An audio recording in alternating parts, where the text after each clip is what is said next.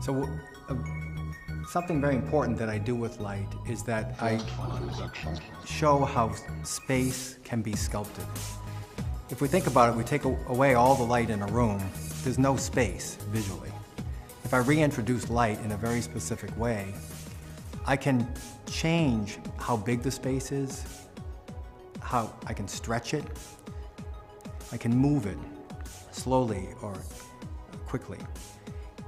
I can, in essence, create a fluid architecture just by sculpting the light forms and thereby revealing the space at different scales and speeds. So I take away the hard architecture, I introduce specific light effects, and the space becomes a fluid, expressive architecture. One is lighting. You know, we think of lighting as a light bulb placed in the right spot in a room. Or it gets a little more elaborate than that, but the point is that that's a very coarse way to light. Light's so important today because we've tapped into it. And that is to say, it's a technological vehicle like no other. And it's also a subject of scientific research, especially in relationship with human beings. For example, the brain science. Brain science is developing fast and our knowledge is expanding. A very large portion of the brain is devoted to the processing of visual information. And so as we learn about the brain, it's really the visual brain, largely, that we're studying.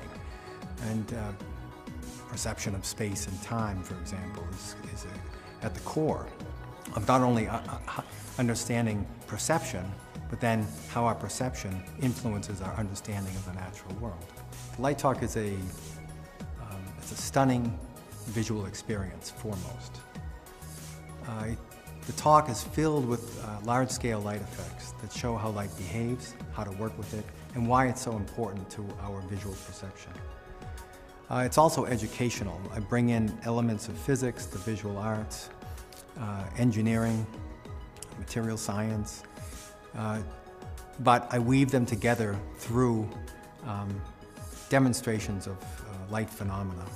As well, I incorporate my artwork, where I use my own body to drive light effects in space. And in that case, the viewers experience something very special. They find that the perceived boundaries between the body, the light, and the material architecture dissolve. And the dance is really a dance of space and time experience that the viewers are included within. So it's a very special, in fact it's an original art form that I developed, but this puts a cap on this learning experience of light.